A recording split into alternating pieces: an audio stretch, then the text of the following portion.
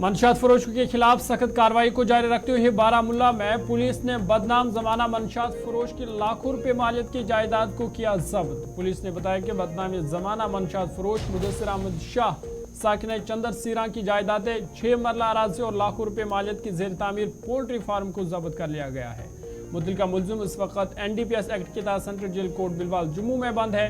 मुलजिम के खिलाफ पुलिस थाना करील बारामुल्ला में NDPS एक्ट के तहत केस दर्ज है। जम्मू कश्मीर के साबिक वजीर आला और PDP सदर महबूबा मुफ्ती ने कहा है कि अफसपा खत्म करना जम्मू कश्मीर के लोगों की मांग रही है और PDP ने भी हमेशा इसकी वकालत की है। उन्होंने कहा कि BJP कोलिशन हुकूमत में भी अफसपा हटाने के एजेंडे में शामिल था। महबूबा मुफ्ती ने कहा वजीर दाखिला का ये बयान एक ऐसे वक्त में सामने आया जब लोकसभा इंतखाबात करीब है। उन्होंने कहा कि अब देखने वाली बात होगी कि इस पर अमल दरामद भी होगा या सिर्फ ये जुमलाबाजी है। नेशनल कॉन्फ्रेंस के नायब सदर और साबिक वज़ीर आला उमर अब्दुल्ला ने कहा कि भारतीय जनता पार्टी ने लोकसभा इंतखाबात के पेश नज़र जम्मू कश्मीर में अफसपा हटाने का वादा किया है, लेकिन 5 सीटों पर शिकस्त के बाद भाजपा इससे भूल जाएगी। उन्होंने कहा कि इस गलत फहमी में मत रहिए कि वज़ीर दाखिला ने अफसपा हटाने का ऐलान किया है, इसके हटाने पर गौर करने की बात कही गई है। उमर अब्दुल्ला ने कहा कि अफसोस की बात है कि BJP को अब इस पर गौर करने की बात याद आ गई। उन्होंने कहा कि मुझे डर इस बात का है कि जिस तरह लद्दाख को हिल काउंसिल इंतखाबात के बाद छठा शेड्यूल देने का वादा करके धोखा दिया गया, कहीं हमारे साथ भी ऐसा ना हो।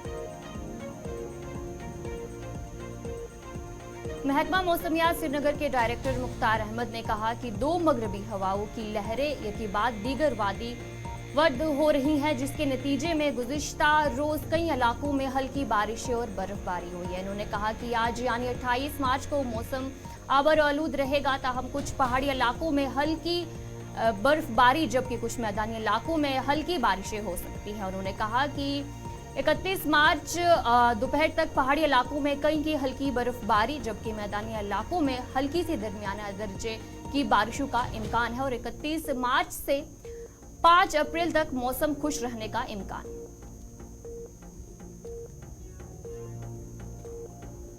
दिल्ली हाई कोर्ट ने अरविंद केजरीवाल की गिरफ्तारी के बाद वज़ीर आला के ओहदे से हटाने के PIL को खारिज किया है। PIL में अरविंद केजरीवाल को एक्साइज पॉलिसी से मुंसलिक मनी लॉन्ड्रिंग केस में गिरफ्तारी के बाद वज़ीर आला के ओहदे से हटाने का मुतालबा किया गया था। जस्टिस मनमोहन और जस्टिस मनमीत प्रीतम सिंह अरोड़ा की बेंच ने इस मामले की समाअत की एक अलग पेशरफ्त में दिल्ली हाई कोर्ट ने वकला को चीफ मिनिस्टर अरविंद केजरीवाल की गिरफ्तारी के खिलाफ अदालत के अहाते में एहतजाज करने से खबरदार करते हुए कहा कि इसके नताइज संगीन होंगे।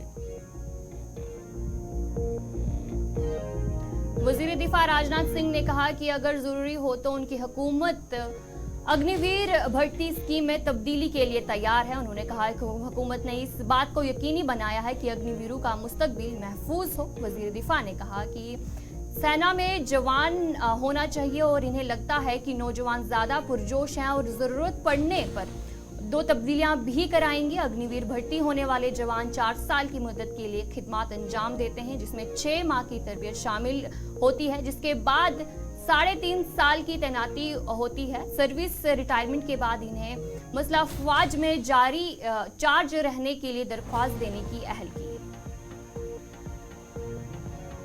मरकजी वजीर खजाना निर्मला सीतारमण ने कहा कि वो लोकसभा इंतखाबात नहीं लड़ेगी और इससे पार्टी को आगाह कर दिया गया है। वजीर खजाना ने कहा कि उनके पास इलेक्शन लड़ने के लिए दरकार फंड्स नहीं है, इसके अलावा जीतने के लिए बहुत से दूसरे अवामिल भी साजगार नहीं है।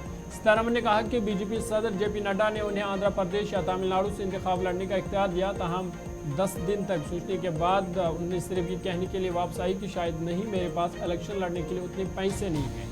उन्होंने मजीद कहा कि मैं बहुत शुक्रगुजार हूँ कि पार्टी ने मेरी दलील को कबूल की, इसलिए मैं इंतखाबात में हिस्सा नहीं ले रही। इजराइल फलस्तीन जंग पर बयान देते हुए वजीर खारजा ISG शंकर ने कहा कि इजराइल और फलस्तीन के दरमियान पूरे तनाज़े की हकीकत यह है कि फलस्तीनियों को उनके हकूक और वतन से महरूम रखा गया है। उन्होंने कहा कि 17 अक्टूबर जो कुछ हुआ वो एक दहशतगर्दाना हमला था, लेकिन दूसरी तरफ कोई भी मासूम शहरियों की मौत को बर्दाश्त नहीं करेगा।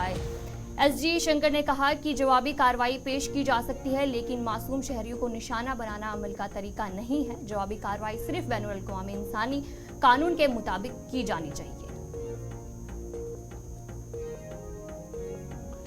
इसराइल गजा की पट्टी के मकीनों पर महीनों से मुसल्लत करदा जंग, तबाही और मुहासरे के अलावा पर्दे के पीछे कुछ और भी खतरनाक कर रहा है।